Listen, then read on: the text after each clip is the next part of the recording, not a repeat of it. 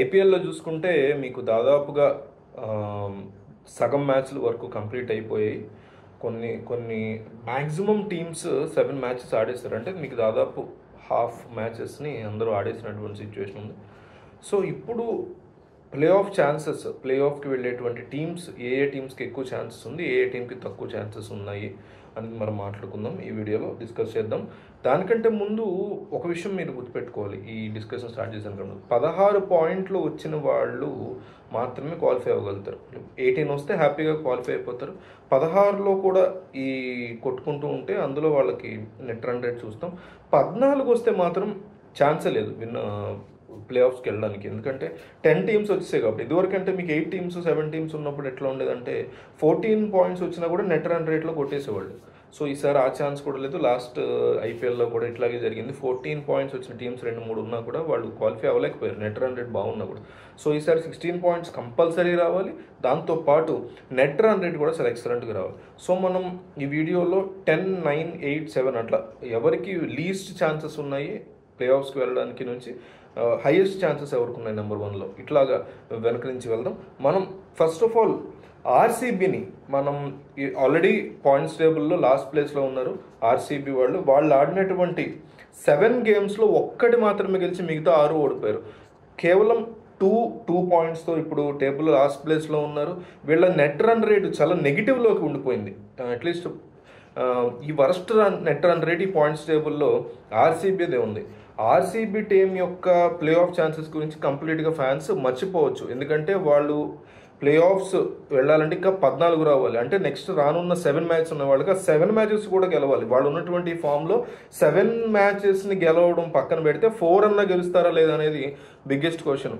So వీళ్ళకి హోమ్లో ఒక 4, అవే ఒక 3 ఉన్నాయి. సో ప్రస్తుత పరిస్థితి చూసుకుంటే ఈ 4 హోమ్ గేమ్స్ మాత్రమే గెలిచే ఛాన్సెస్ ఉన్నాయి తప్ప మొత్తం 7 గెలిచే అవకాశాలు కనిపించట్లేదు.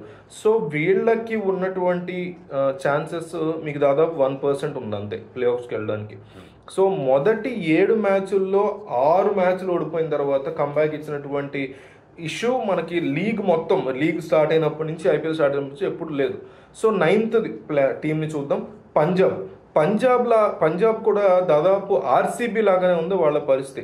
వీళ్ళకు ఉన్నటువంటి చిన్న అడ్వాంటేజ్ అంటే 2 పాయింట్స్ వీళ్ళకి ఎక్కువ ఉన్నాయి.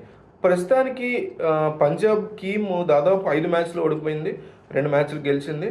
అయితే వీళ్ళు ఫామ్ లేనటువంటి బ్యాట్స్మెన్ వల్ల చాలా ఇబ్బంది పడుతున్నారు. వాళ్ళకి ప్లే ఆఫ్స్కి వెళ్ళాలంటే 12 పాయింట్లు కావాలి.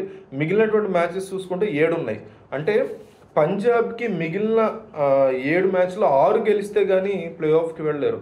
ఈ ఫామ్లో గెలవడం కష్టం. పైగా 3 మ్యాచ్లు మాత్రమే హోమ్ మ్యాచెస్ ఉన్నాయి. అది కూడా వాళ్ళకి తలకే నొప్పిగా ఉంది. పంజాబ్కి బిగ్గెస్ట్ తలనొప్పి ఏంటంటే ఆఖరి ఓవర్లోనే వీళ్ళు మ్యాచెస్ అన్నీ ఓడిపోతున్నారు.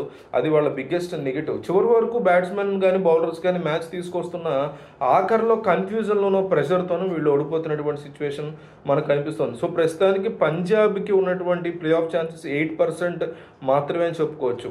అది కూడా రానున్నటువంటి మ్యాచెస్లో 6 మ్యాచెస్ వాళ్ళు గెలిస్తే, ఇది కూడా 7 మ్యాచెస్లో అది. సో పంజాబ్ ఆల్రెడీ బ్యాటింగ్ విషయంలో చాలా ఇబ్బందిగా ఉంది. సో బ్యాటింగ్ యూనిట్లో ఫెయిల్ అవుతున్నటువంటి బ్యాట్స్మెన్ ఒకళ్ళిద్దరు కాదు, దాదాపు 5-6 బ్యాట్స్మెన్ ఫెయిల్ అవుతున్నారు పంజాబ్లో ప్రస్తుతానికి. అంటే మూకుమ్మడిగా అందరూ దెబ్బతింటున్నారు. సో పంజాబ్ టీంకి సంబంధించినంత వరకు ఇది ఛాన్సెస్ 8% ఉన్నాయి. అయ్యే పని కాదు. 8th టీం ఒకసారి చూద్దాం. అంటే కింద నుంచి వస్తున్నాం కదా, 10, 9, 8. 8th team వచ్చేసరి Gujarat. వాళ్ళు 9th ప్లేస్లో ఉన్నటువంటి సిచ్యువేషను. వాళ్ళకున్న బెటర్మెంట్ ఏంటంటే నెట్ రన్ రేటు అంతకుముందు మ్యాచ్ పడిపోయినా రీసెంట్గా కాస్త ఇంప్రూవ్ చేసుకోగలిగారు. ప్రస్తుతం అయితే నెట్ రన్ రేట్ ఇంకా పడిపోయినటువంటి పరిస్థితి ఉంది. ఆర్సీబీ తర్వాత తక్కువ నెట్ రన్ రేట్ ఉంది జీటీకి అని చెప్పుకోవాలి. గుజరాత్ టీమ్స్లో బ్యాట్స్మెన్ బాగా ఫెయిల్ అవుతున్నారు. మీకు ఇందాక పంజాబ్ బ్యాట్స్మెన్కి ఎట్లయితే ఇందాక మాట్లాడుకున్నామో అట్లాగే గుజరాత్ బ్యాట్స్మెన్ కూడా కంప్లీట్గా ఫెయిల్ అవుతున్నటువంటి సిచ్యువేషన్ ఉంది.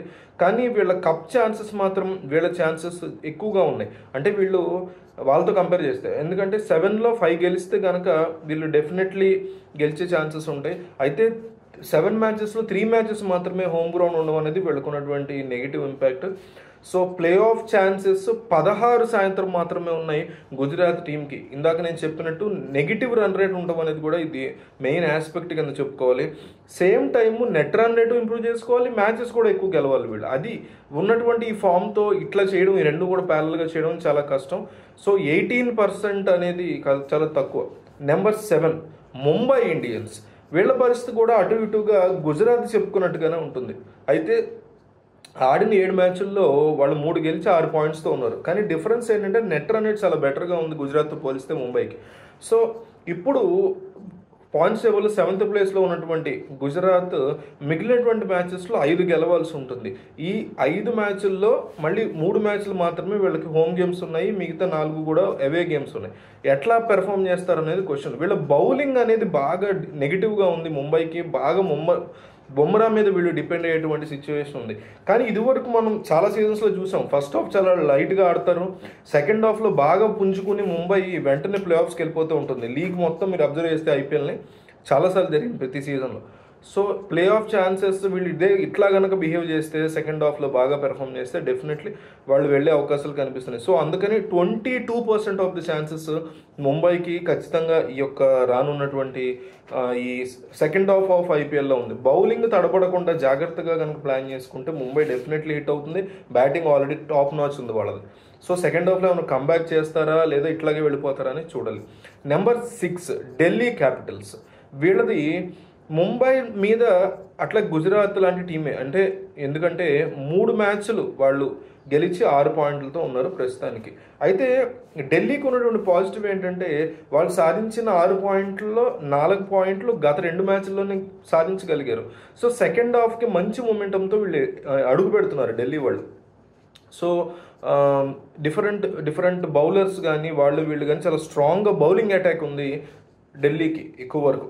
సో ఈ ప్రజెంట్ ఈ టీమ్ బౌలింగ్ సెట్ అవుతూ ఉండడం, గడిచిన 2 మ్యాచ్లు గెలవడం, బ్యాట్స్మెన్ కూడా అంటే బ్యాటింగ్లో కూడా యంగ్స్టర్స్ రాణిస్తూ ఉండడం, ఇదంతా కూడా అంచనాలకి మించి వాళ్ళు రాణిస్తూ ఉండడం అనేది చాలా పాజిటివ్ అంశం.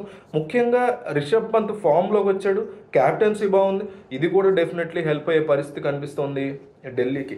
ది మొమెంటమ్ని వాళ్ళు కనుక క్యారీ చేసుకోగలిగితే సెకండ్ హాఫ్లో వాళ్ళకి దాదాపు 21% ఆఫ్ ది ఛాన్సెస్, మనకి 23% ఆఫ్ ది ఛాన్సెస్ మనకి కనిపిస్తున్నాయి ఢిల్లీకి సెకండ్ హాఫ్లో బాగా పెర్ఫామ్ చేస్తే. హోమ్ మ్యాచెస్ ఉన్నాయి కొన్ని, అవి కనుక గెలవగలిగితే డెఫినెట్లీ వాళ్ళు ముందుకు, అంటే 5 మ్యాచెస్ ఉన్నాయి హోమ్లో, అవి కనుక గెలవగలిగితే డెఫినెట్లీ వాళ్ళు వెళ్ళిపోతారు ఫైనల్కి. సో 23% ఆఫ్ ది ఛాన్సెస్ వీళ్ళకి ఢిల్లీకి ఉన్నాయి రేపు పొద్దున గెలవడానికి. ప్రజెంట్ ఉన్న ఫామ్ని కంటిన్యూ చేయగలిగితే డెఫినెట్లీ పెరుగుతూ ఉంటాయి ఈ ఛాన్సెస్. లేదు కొన్ని మ్యాచెస్ ఓడిపోతే మాత్రం మళ్ళీ కంపల్సరీ వెనక్కి వెళ్ళిపోతారు. Number 5 Lucknow super giants. ఈ టీము ఈ సీజన్లో ఇప్పుడు వరకు 7 మ్యాచ్లు ఆడి దాదాపు 4 గెలిచి 3 ఓడిపోయింది. అంటే లక్నో టీము నిన్న చెన్నైతో గెలిచినటువంటి మ్యాచ్ వల్ల చాలా బెటర్ పొజిషన్కి వెళ్ళారు. నెట్ రన్ రేట్ కూడా చాలా బాగుంది. ఇప్పుడు 4th పొజిషన్కి వెళ్ళారు చెన్నైతో గెలిచిన తర్వాత. ఇవన్నీ కూడా వాళ్ళకి పాజిటివ్గా ఉన్నాయి. లక్నోకి మయాంక్ యాదవ్ అనేటువంటి ఒక పాజిటివ్ బౌలర్ ఉండడం కూడా వాళ్ళకి పాజిటివ్గా ఉంటుంది. అట్లాగే మొన్న మయాంక్ యాదవ్ లేకుండా కూడా చెన్నై మీద గెలిచారు, అది కూడా వాళ్ళకి బిగ్గెస్ట్ యాసెట్గా మారబోతుంది. సో బౌలింగ్ అనేది చాలా స్ట్రాంగ్గా ఉంది లక్నోకి. కేఎల్ రాహుల్ యొక్క క్యాప్టెన్సీ బాగుంది. వేరే వాళ్ళు హోమ్ గ్రౌండ్స్లో కూడా ఎట్లా గెలవాలనే దాని గురించి రాహుల్ చాలా గట్టిగా కష్టపడుతున్నాడు. అయితే వీళ్ళు ప్లాట్ అక్కడక్కడ లూజ్ అవుతున్నారు ఈ లక్నో వాళ్ళు. 4 మ్యాచ్లు గెలిచిన తర్వాత, అంటే 2 మ్యాచ్లు గెలిచి మళ్ళీ 2 మ్యాచ్లు ఓడిపోవడం ఇట్లా జరుగుతుంది లక్నో వాళ్ళు. సో చెన్నై మీద గెలవడంతో వీళ్ళు సెకండ్ హాఫ్లోకి మంచి మొమెంటంతో ఎంటర్ అవుతున్నారు, అది కూడా వీళ్ళకి పాజిటివ్ అవబోతుంది చెప్పుకోవచ్చు. అయితే గడిచిన 2 సీజన్లు చూసుకుంటే మీకు లక్నో 2 సార్లు కూడా ప్లే ఆఫ్కి వెళ్ళింది. సో ఈసారి కూడా వీరు వెళ్ళడానికి ఎక్కువ ఛాన్సెస్, అంటే 51% ఆఫ్ ది ఛాన్సెస్ డెఫినెట్లీ లక్నోకి కనిపిస్తున్నాయని చెప్పుకోవాలి. సో ప్లే ఆఫ్కి వెళ్ళే సత్తా ఉన్న టీమ్స్లో లక్నో కూడా ఒకటే అనేది మనం డెఫినెట్లీ చెప్పొచ్చు. So number 4 Sunrisers Hyderabad. Present play off రేస్లో స్ట్రాంగెస్ట్గా ఉన్నటువంటి సీజన్ గేమ్స్లో టీమ్స్లో వీళ్ళు ముఖ్యమైనటువంటి ఇదిలో ఉంటారు. 4 మ్యాచ్లు గెలిచి 8 పాయింట్లతో ఇప్పుడు 4వ ఇదిలో ఉన్నారు, 4వ పొజిషన్లో. సో ఎస్ఆర్హెచ్కి 4 మ్యాచెస్ గెలిస్తే సరిపోతుంది. ఆ 4 కూడా అంటే 7 మ్యాచెస్ ఉన్న ఆ 4 మ్యాచెస్ కూడా హోమ్ గ్రౌండ్లో ఉన్నటువంటి మ్యాచెస్ అవడంతో 5 హోమ్ గేమ్స్ ఉన్నాయి. ఇందులో 4 గెలిస్తే వాళ్ళు డెఫినెట్లీ ప్లే ఆఫ్స్కి వెళ్ళిపోతారు. 5 గెలవగలిగితే అసలు వాళ్ళు ఆపేవాళ్ళు ఉండరు.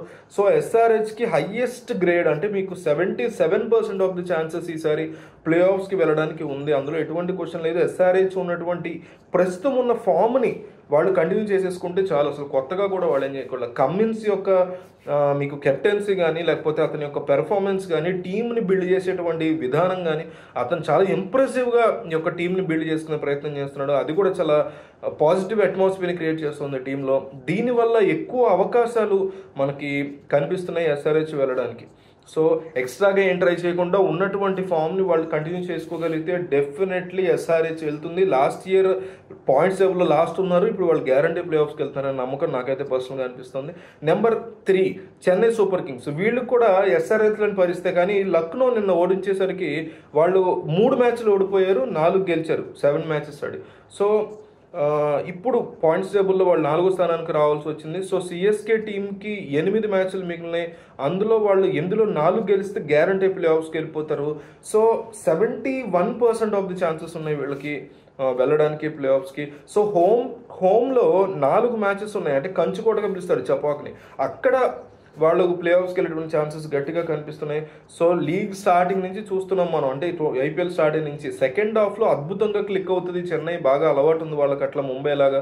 సో ఫస్ట్ మ్యాచెస్ పెద్దగా అటు ఇటుగా ఆడినా సెకండ్ హాఫ్లో అద్భుతంగా ఆడతారు. అదే కనుక ఈసారి జరిగితే డెఫినెట్లీ వర్క్ అయ్యే పరిస్థితి కనిపిస్తుంది. హోమ్ రికార్డ్ బట్టి చూసుకుంటే హోమ్ మ్యాచెస్ వాళ్ళకు ఉన్నాయి కాబట్టి ఈజీగా కూడా చెన్నై ప్లే ఆఫ్స్కి వెళ్తుందని నాకు అనిపిస్తుంది. సో ప్రాక్టికల్గా చూసుకుంటే సిఎస్కేకి గట్టి ఛాన్సెస్ ఉన్నాయి, 70-75% ఛాన్సెస్ ఉన్నాయి. సో ఈసారి తమ యొక్క ట్రోఫీని లాస్ట్ ఇయర్ వాళ్ళే గెలిచారు కప్పు. సో ఈసారి డిఫెండ్ చేసుకోవడం ప్రయత్నం చేస్తున్నారు. సో ఇది చెన్నై వచ్చేసరికి. ఇక 2 వచ్చేసరికి టాప్ నుంచి KKR, Kolkata night riders. So వాళ్ళు సిఎస్కే లాంటి పరిస్థితి ఉంది. వాళ్ళు కూడా 4 గెలిచి మంచి పాయింట్స్తో ఉన్నారు. అన్నిటికీ బిగ్గెస్ట్ పాజిటివ్ ఏంటంటే వీళ్ళకి నెట్ రన్ రేట్ చాలా బాగుంది. రజల్ కానీ నరేన్ కానీ విధ్వంసకరమైనటువంటి బ్యాటింగ్తో అద్భుతమైనటువంటి ఫామ్లో ఉన్నారు వాళ్ళు. అది కూడా టాప్లో ఉండడానికి నరేన్ యొక్క ఓపెనింగ్ కానీ, తర్వాత వచ్చే రజల్ కానీ, మధ్యలో శ్రేయాస్ అయ్యర్ అనండి, వీళ్ళందరూ కూడా ఒక బిగ్ యాసెట్స్గా మారుతున్నారు వీళ్ళకి. అందువల్ల అడ్వాంటేజ్ కలిగేటటువంటి విషయాలు ఇంకా చాలా ఉన్నాయి. హోమ్ గేమ్స్ వీళ్ళకి ఇప్పుడు ఎక్కువ ఉన్నాయి. సో ప్రజెంట్ కేకేఆర్ మీకు దాదాపు 85% ఛాన్సెస్ ఉన్నాయి కేకేఆర్ మనకి వెళ్ళడానికి ప్లే ఆఫ్స్కి. వీళ్ళు కనుక ఈ ఫామ్ని కంటిన్యూ చేసుకుంటే గ్యారంటీగా వెళ్ళిపోతారు. ప్లే ఆఫ్స్ రేస్లో సరిగ్గా లేరు అనుకున్నటువంటి టీములు ఫైనల్స్కి వెళ్ళినటువంటి పరిస్థితులు కూడా ఉన్నాయి. సో కేకేఆర్ ఫామ్ ప్రెజెంట్ ఉన్నదాన్ని బట్టి చూసుకుంటే ఖచ్చితంగా ప్లే ఆఫ్స్లో ఉంటారని నేను అనుకుంటున్నాను. ఇక నెంబర్ 1 వచ్చేసరికి రాజస్థాన్ రాయల్స్. ప్రజెంట్ ఐపీఎల్ 2024లో బాగా ప్లే ఆఫ్స్కి దగ్గర ఉన్నటువంటి టీము రాజస్థాన్ రాయల్స్. ఆడిన 7 మ్యాచ్ల్లో 6 గెలిచి 1 మాత్రం ఓడిపోయారు వాళ్ళు. ఇక వీళ్ళు కనుక ప్లే ఆఫ్స్కి వెళ్ళాలంటే 4 మ్యాచ్లు గెలిస్తే సరిపోతుంది. ఉన్న 7 మ్యాచ్ల్లో వాళ్ళు 4 గెలిచినా కూడా డెఫినెట్లీ 2 గెలిచినా కూడా వెళ్ళిపోతారు ప్లే ఆఫ్స్కి. సో ఇక్కడ పాయింట్ టేబుల్లో రాజస్థాన్ రాయల్స్ ఆల్మోస్ట్ తమ బెర్త్ని కన్ఫర్మ్ చేసుకోవడానికి దగ్గరగా ఉందని చెప్పుకోవాలి. 94% of the play off chances వాళ్ళకి ఎక్కువగా కనిపిస్తున్నాయి. ఆర్ఆర్ సెకండ్ హాఫ్లో మీరు లాస్ట్ ఇయర్ చూసుకుంటే సెకండ్ హాఫ్లో చాలా బాగా తడబడింది. ఫస్ట్ హాఫ్లో చాలా మ్యాచెస్ గెలిచినా సెకండ్ హాఫ్ వచ్చేసరికి బాగా మ్యాచెస్ని ఓడిపోయారు. అట్లాంటి పరిస్థితి వస్తే మళ్ళీ తలకాయ నొప్పి అవుతుంది. సో 2 పాయింట్లు మీకు కాస్త బెటర్గా ఉన్నాయి కేకేఆర్ కంటే రాజస్థాన్కి. సో రానున్న 2-3 మ్యాచ్ల్లో వీళ్ళు కనుక గెలవగలిగితే ఈజీగా ప్లే ఆఫ్స్కి వెళ్ళిపోయే పరిస్థితి ఉంటుంది. అయితే రాజస్థాన్ టీం కాస్త గట్టిగా ట్రై చేస్తే 3లో 4 కనుక గెలవగలిగితే టాప్ స్పాట్ వాళ్ళకి కన్ఫర్మ్ అయిపోతుంది. అంటే వాళ్ళు క్వాలిఫైలోకి డైరెక్ట్గా ఎంటర్ అయిపోతారు. సో ప్లే ఆఫ్ రేస్లో ఆర్ఆర్ టీము చాలా స్ట్రాంగ్గా కనిపిస్తుంది. ఇన్ఫ్యాక్ట్ వాళ్ళు ఎవరికి అందనంత ముందు వరుసలో ఉన్నారని చెప్పుకోవచ్చు. ఇక సిఎస్కే, ఎస్ఆర్హెచ్, అట్లాగే కేకేఆర్ ఇవి కూడా చాలా స్ట్రాంగ్ పొజిషన్లో ఉన్నాయి. వీళ్ళల్లో ఎవరెవరు మీకు వెళ్ళాలనుకుంటున్నారు, ప్లే ఆఫ్స్కి వెళ్ళే అవకాశాలు ఉన్నాయని మీకు ఎవరి గురించి అనిపిస్తుంది, మీరు ఎవరికి ఫేవరెట్ అనేది కూడా డెఫినెట్లీ కామెంట్ చేయండి. ఎవరికి ఎక్కువ అవకాశం ఉన్నాయని దాని గురించి మీ అభిప్రాయం చెప్పండి.